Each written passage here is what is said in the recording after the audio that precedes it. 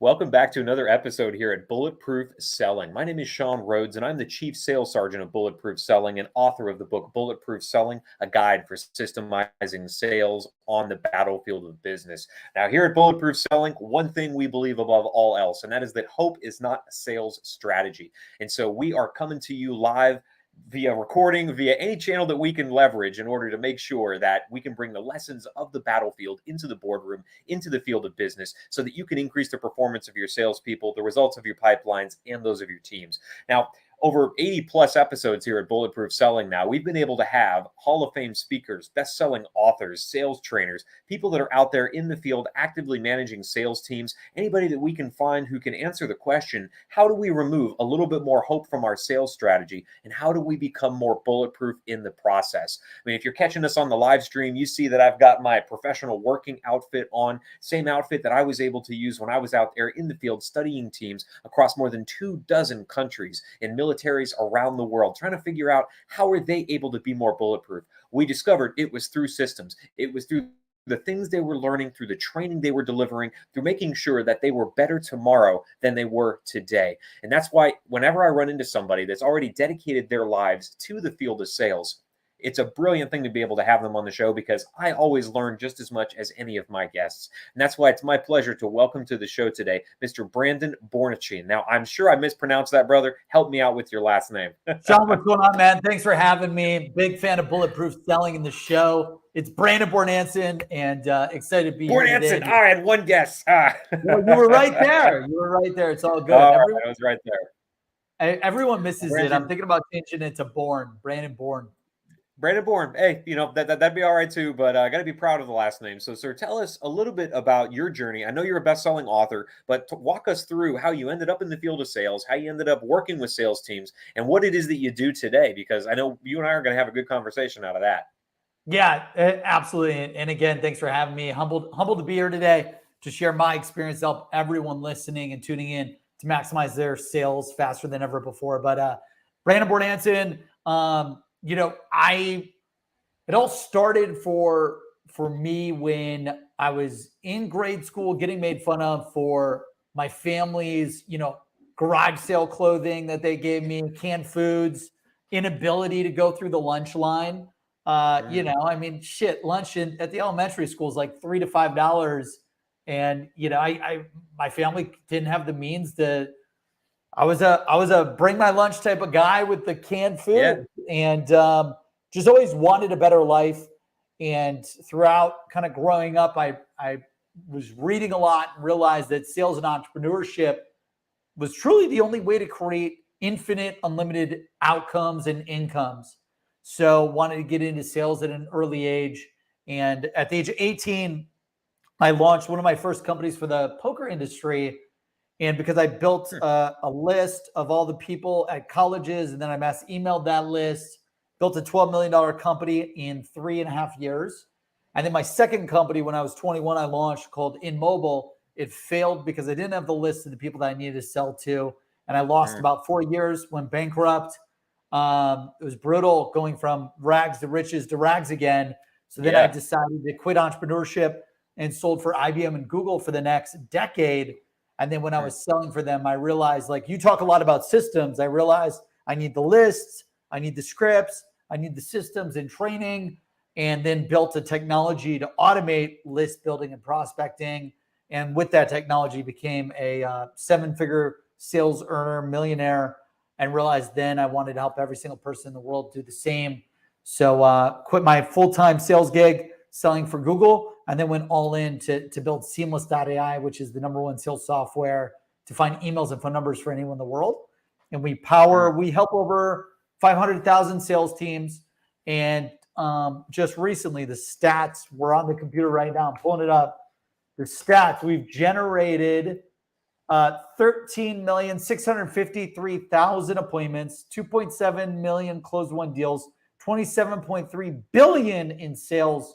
Nice. And then 13,000 6-figure club winners, 4,000 7-figure club winners, 460 8-figure club winners, and 2 9-figure sales team club winners. So that's our passion, to help everyone generate millions in sales. And then I don't know if you can see this, but I actually ship you and print you your own custom President's Club awards. Wow. Okay. Interesting. All right. So, one question we ask every single guest that we have here, especially somebody with your background, I have an odd feeling I know what the answer is going to be, but maybe you'll surprise. I don't know. It's where do you see salespeople relying on hope more than they should throughout any portion of their sales process? Given your passion for lead generation, it might fall to the earlier side of the sales process, but maybe I'm wrong. Tell me where you see salespeople really just diving into hope and not getting the results they're after. Yeah, I don't know. Like I don't even understand what that means. You can't rely on hope you can't rely on hope for anything in the world. And anyone that's relying on hope at the beginning, the middle, or the end of the sales process, and actually I've got this, I've got what I call it, Sean, I call it smoking the hopium. So yeah, we hear that a lot actually. anytime you're smoking the hopium, praying for a deal to close at the beginning, at the middle, at the end of a sales cycle, there's something off with your data, your people, your systems, your processes, your playbooks that you need to fix. And I believe to build a highly predictable, scalable, repeatable sales process, sales system, you really need the list, the scripts, the training, and then the activity. I call it list L, scripts S, T for training, LSTA. So list, scripts, training, and activity so that you're never relying on hope for any part of the sales process. But I would say if I had to like pinpoint it, it would probably be after you give a demo or a proposal and you're stuck between the demo, proposal, and close one process. Yep. And it's right in between there where like you haven't heard a yes or a no, you haven't gotten a signature back, you don't know what's going on after you pitch to close one. And the great salespeople know what to say and how to say it and who to figure out, like who's involved in the process, what needs to get done, what do they need to see to say yes. Who typically views this? Who are the influencers, the budget holders, the sign-off, the decision makers? What do they need to see to say yes? Like there's whole systems, processes, Q&A questions. It's a playbook. It's a making sure you've got the bulletproof playbook to sell so that you're never hoping for anything to happen.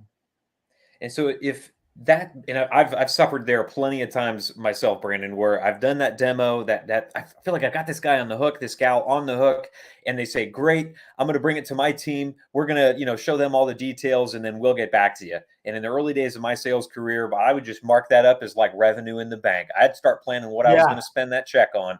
And then the phone wouldn't ring, the email wouldn't come in. I'd have to then restart the entire sales cycle. So I'm curious to know then if this is where you see salespeople relying on hope more than any other area right now. How does it manifest? Because salespeople make the same bloody mistake again and again and again at this particular part of the sales process, and then they blame it on the marketing team. They blame it on the customer, the prospect. Why didn't they get back to me? They promised. They said they were going to get back to me. I'm just taking them at their word. So many things go wrong. Why do salespeople continue to just smoke the hopium at this particular part of their sales cycle? I think it's because of one of three things: knowledge, not having the knowledge to know what is needed to get the deal done across the finish line. And I'll talk about that after I go through the other two factors. The second factor, I believe, is fear.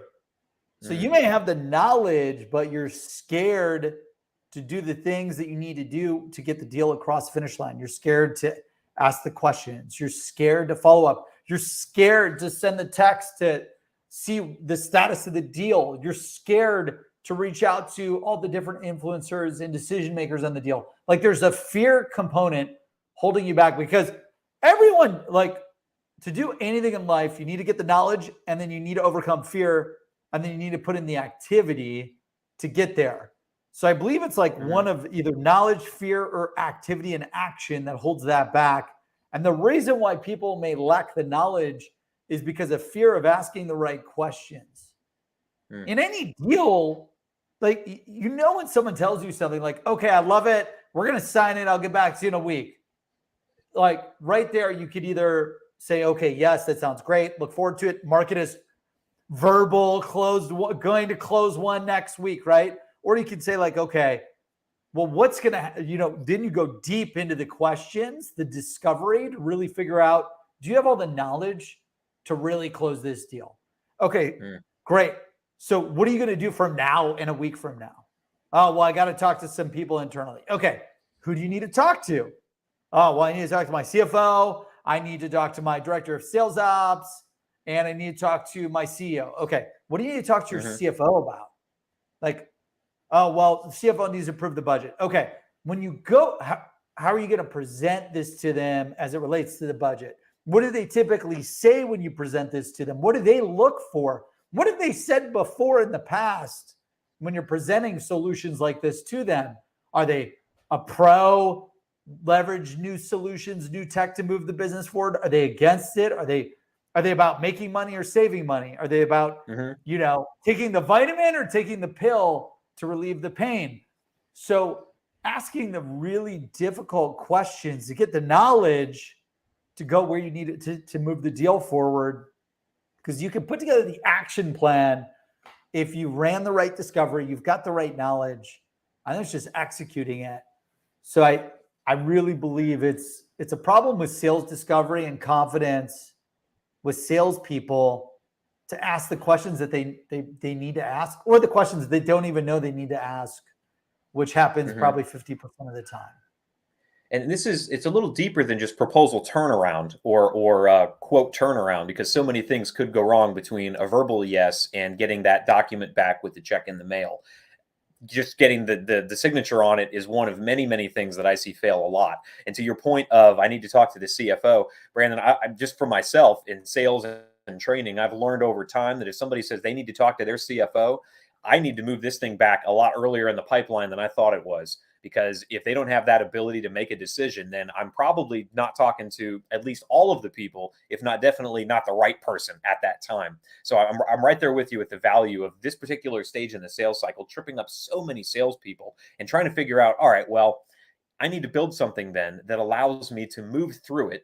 So at least I know I have a predictable system to use. I may not be able to close every deal because, again, the CFO may say, no, we don't have the budget now, or not until later in the year. So many things could go wrong. But if I begin to learn from what's gone wrong in the past, then I definitely have a smarter way, more efficient way to move forward into the future. So when we talk about building sales systems, because this is so valuable, normally there's a lot of chit chat here, Brandon. I'm going to dive right into this sales system because I think this is something that salespeople need to use today. So when we talk about sales systems here at Bulletproof Selling, we trim hope away from sales strategies with every new sales system that we use. And I want to make it general enough that any salesperson listening to this could use it, whether they're selling tractor equipment or whether they're selling retail to mom and pop businesses. Whatever it is that you sell, this is going to apply to you, because so many times sales get held up right there. And I'll give you another example. As I'm out there in the world, Brandon, and I'm sure you do this as well, when you're shopping for things, because I'm a student of sales, I'm watching other salespeople, how they execute their process, if they have one.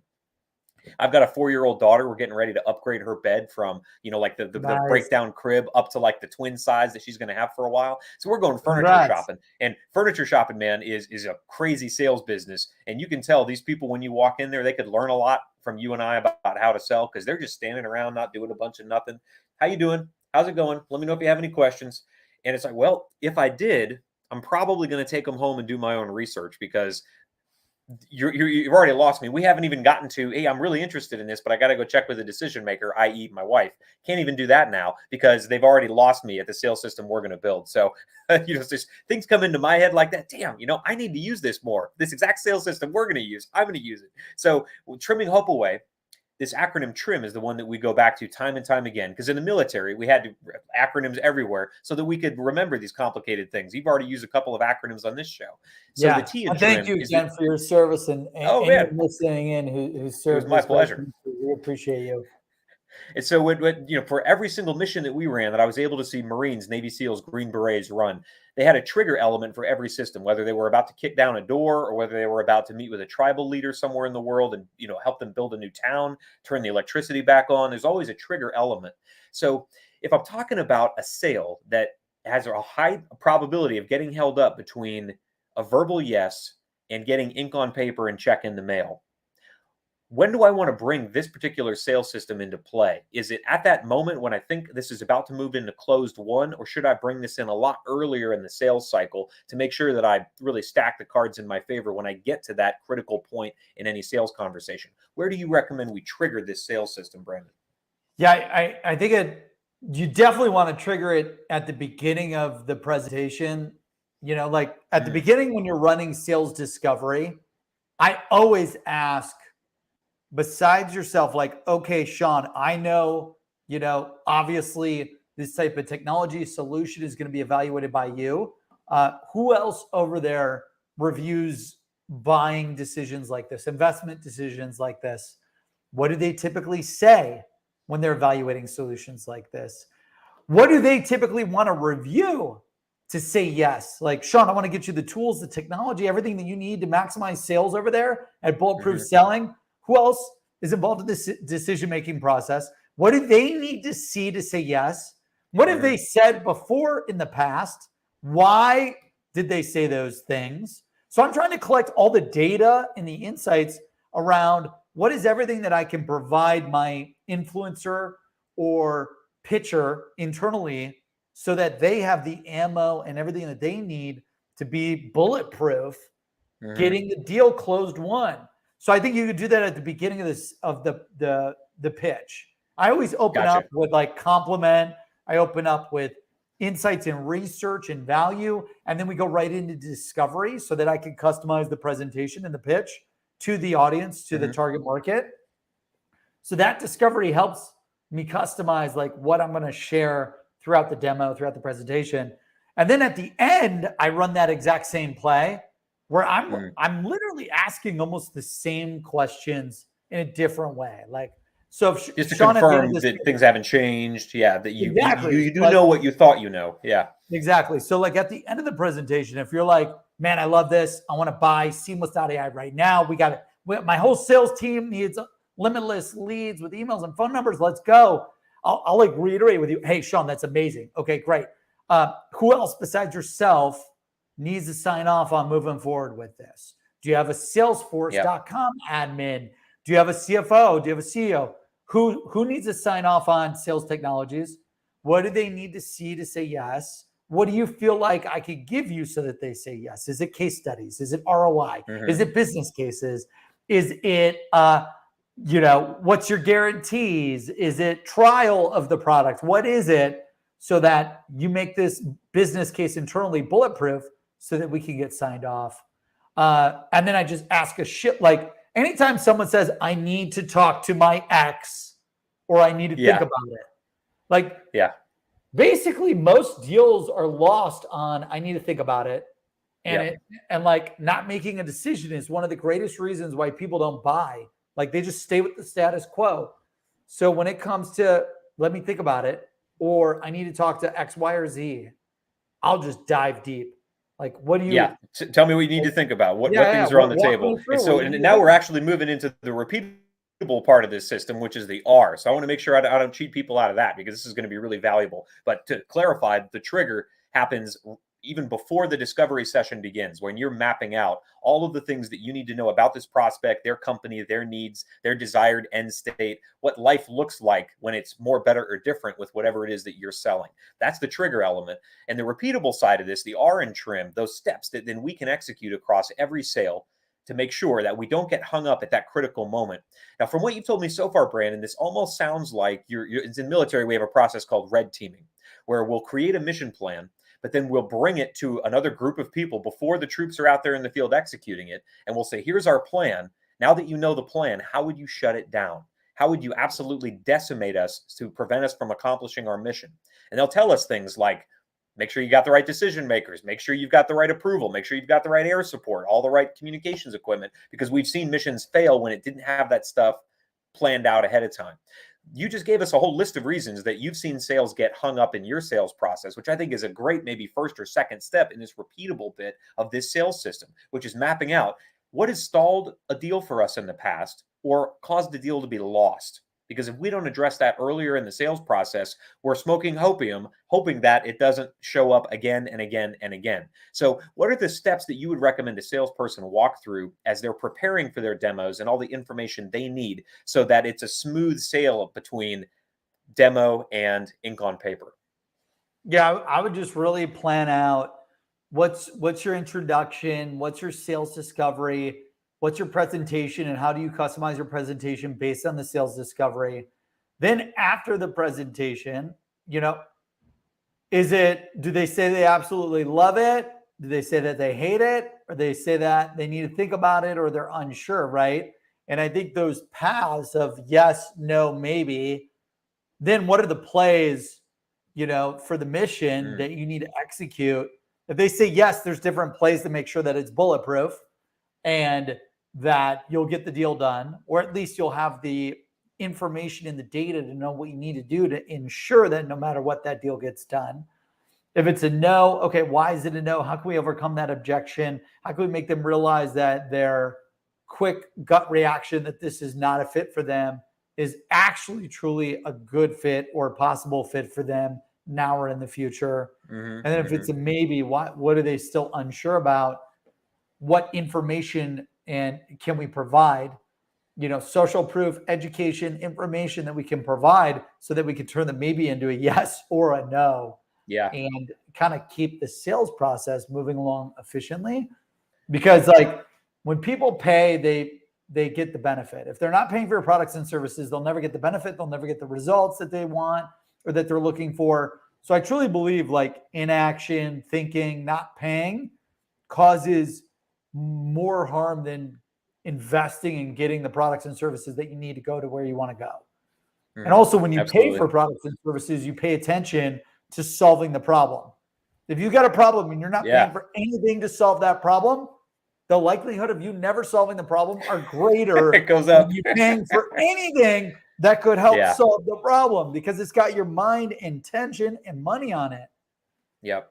And you focused on it. And I would say an important step to add on the tail end of the great steps that you've already given us is at the tail end of this process, which is whether you've gotten that yes, no, or that maybe, to make sure that you're writing that down somewhere and reviewing it with your team, with marketing, with your VP of sales, if that's not your title, with your CEO even. Compile that over 20 or 30 meetings, and you'll have a subset of data that then allows you to understand, hey, at the end of our existing presentations, 8 times out of 10, we get a no. Sometimes we can turn it around, but it's a no 8 out of 10.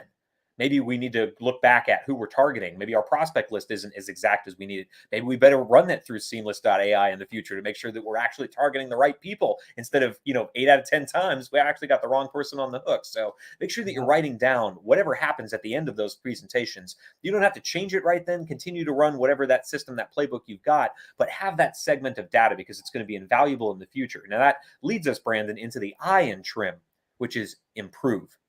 So I've got my trigger, I've got my steps. What am I going to do and on what schedule to take a look at the play that I'm running, this system at this critical element in the sales cycle, this critical time to make sure that I am making it better? What would you advise salespeople do then? I think I understand the question. Like, are you talking about creating campaigns or well, rephrase the question so I can better understand it looked like that, but you've executed the trigger. So this is in play. You've got your repeatable steps. But the thing that maybe I'll give you some context for it, Brandon, that would help. In the military, we realized that as soon as we ran a mission, a play, a system, our opponents had a really interesting way of adapting to it almost immediately. So if we kicked down a door one way and we had a couple of guys bank left and a couple of guys go forward to cover a stairwell and a couple of guys go right, if any of our opponents saw that, they could then change their tactics. Because the environment we were in was constantly changing, just like the environment every salesperson is in is constantly changing. The market, the people they're selling to, the economy, recession, all of these things are in play. And so if I'm using the same sales system that was brilliant back in 1995, it's not going to have the same effect here in 2022. So how would you recommend that a salesperson take a look back at the results they're getting, at the conversion they may or not be having, so that they could look at the system and say, do I need to update it somehow? Is it getting me the best results possible? Yeah, I would just say to that, I mean, you just have to be tracking your data every day for every channel, every campaign, everything. Like I track my data professionally, personally, health, wealth, relationships. I track 5 key pillars to data that I track. Professional, like what are my goals annually? And then what do I need to do quarterly, monthly, weekly, and daily to hit those goals? Okay, what are my goals personally? Like I love wake surfing. Okay, well, what am I doing every day? Like, what are my goals? Okay, wake surfing, I want to do 360. I want to be able to do a flip. I want to do this, that. Okay, what am I doing to hit the annual goal, to my personal goals? Health. Okay, well, I want 10% body fat. Okay, to do that, I need to weigh X. I need Y body fat percentage annually. Okay, well, what am I doing on a quarterly, monthly, weekly, daily basis with meal planning, diet, exercise, sleep, water intake to hit that? So I would recommend track the data on everything. And I believe until you're at 100%, it was like I was working out this morning and I was thinking about this. Until we're closing 100%, you're not good enough. Like when you hit 100% close rate, let's just say every month you've got 10 pitches. Until you're closing 10 out of 10 pitches, there's always something that you can improve in your messaging, in your pitch, in your tonality, in your personality, in your prospecting, in your cold calling, emailing, social selling, sales discovery, pitching, closing, follow-up, sales objection handling, sales process, sales systems, data, people, processes, playbooks. There's always something that you can improve and use the data coming in to tell you, okay, like the biggest thing that I use data for is like whatever I tested, and I run A/B tests all the time, which means, okay, I've got my original message and then I've got my next message. Which one performed the best? I'm always trying to beat the status quo in everything throughout all facets of my life. Professional, personal, health, wealth, relationships. How do I beat me? It's you versus you in sales. It's you versus you in life. And the sooner that you can realize you're not competing with other people, you're only competing with yourself. Like the way that you become unstoppable is you're trying to beat yourself and you're doing whatever you can to beat yourself every single day. And using data to tell you is what you're trying and changing, improving the results or not. So I always look at the percent change from the data. Is my percent change in the green or in the red? Which means like, if I look at today's performance versus yesterday's performance, what are the things that are in the green? What are the things that are in the red? What do I need to stop doing? What do I need to start doing? And then what do I need to think about doing better? So I use like start, stop, think about doing better, ways to improve. And we're probably going to bring that in for the last bit, which is the M and trim in measuring. But I want to make sure that I recap on the improvement bit, because you've given us a couple of things that most salespeople just don't take the time to do. And the first one is to actually assess the results that you're getting and make sure you're tracking those somewhere. So many salespeople I know in my world, they're just on to the next deal. This one didn't close, too bad, on to the next one, without taking the time to figure out, should I be adjusting the tactics, my presentation, the people I'm targeting? No, they're just on to the next. And they get surprised when they get the same results. You know, there's a little definition of insanity, insanity being trying multiple things or using the same thing multiple times and wondering why it doesn't change. That's insanity. So salespeople fall into that. So the first thing I got out of your improved part of this system was to make sure you actually do track it. The second thing about the A/B testing is brilliant, because if we're already getting great results, 75% or greater close on these programs, we're just trying to make up that final gap, that delta of 25%. It doesn't mean we need to revamp everything we're doing if we're already getting great results. But if we are noticing, hey, there's this one spot that we are tending to get hung up on, they got to bring it back to the CFO. They've got to find another decision maker. They've got to look at next year's budget, figure out where the money's coming from, whatever that is. Maybe that's the small thing that I can play with an A/B test in a couple of different presentations to figure out, am I getting something better in the future by just making something small, a small change, rather than revamping the entire thing.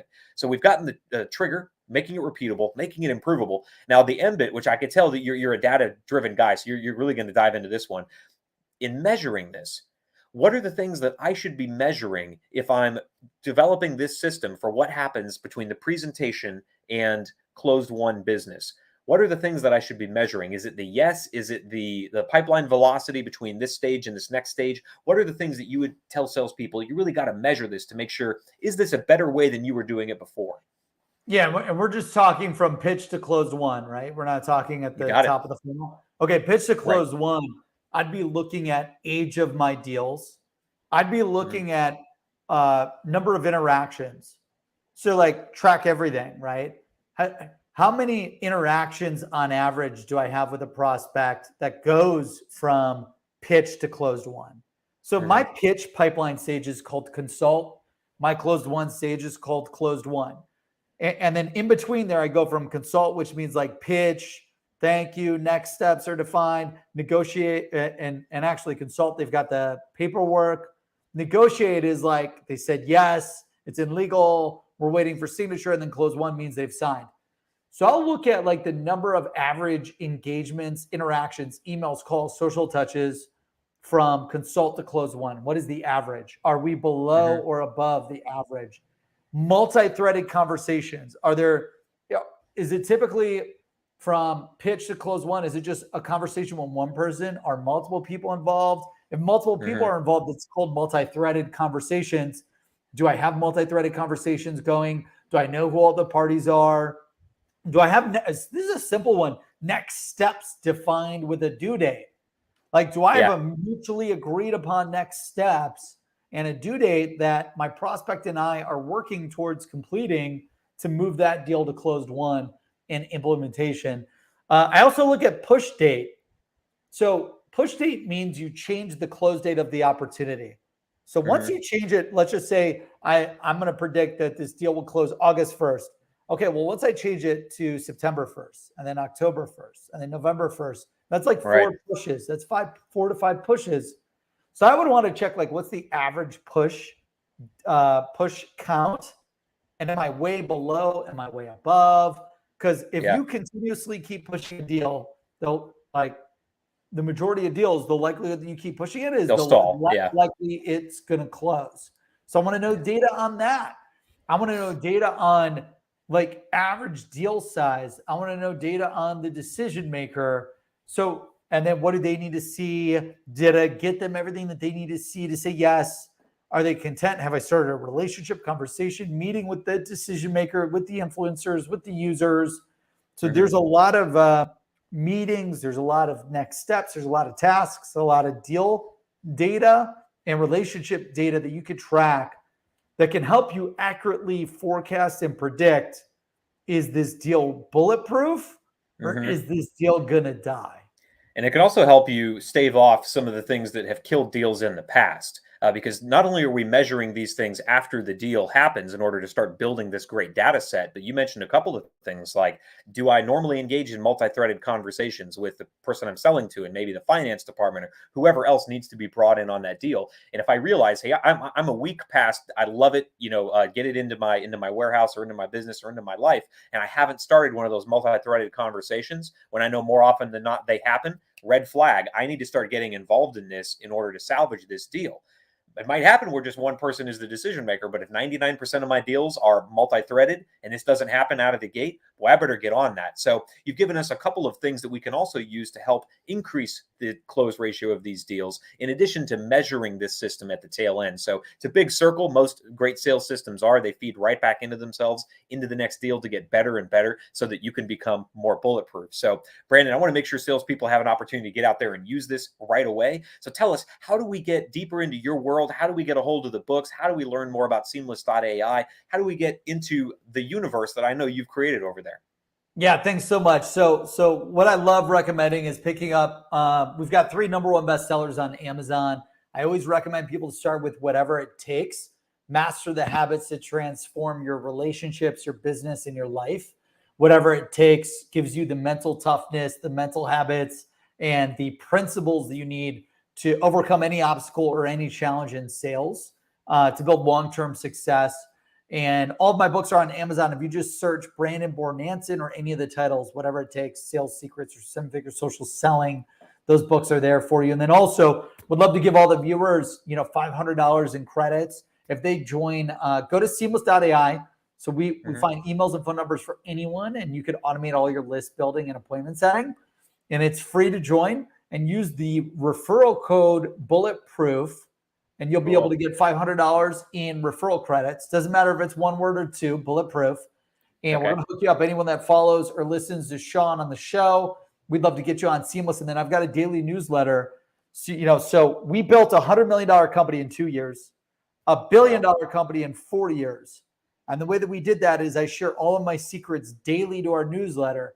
So go to Seamless.ai, join Seamless. You'll get our daily newsletter. And then also feel free to connect with me on LinkedIn. We post daily sales secrets there as well to help you maximize your potential. Our goal is to get every single salesperson, entrepreneur, marketer, recruiter into President's Club. And I want to ship you one of these 7-Figure Club awards, which means you've made over $1 million in sales using the software, the books, the strategies, the scripts, you name it.